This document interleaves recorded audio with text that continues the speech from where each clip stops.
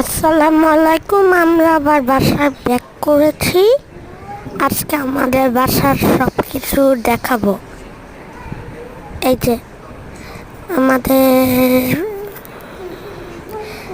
আমাদের পাশের ঘর দেখাবো। লাইটটা জ্বালাই। এই যে আমাদের পাশের ঘর, আর দাঁড়ান আরও কিছু দেখাবো।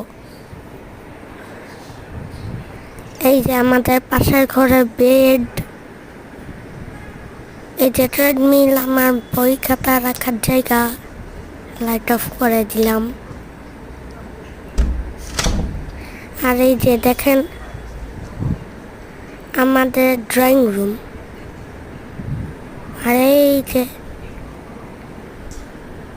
দেখেছেন, ঠিক আছে, এবার বাই বাই, আল্লাহ হাফেজ।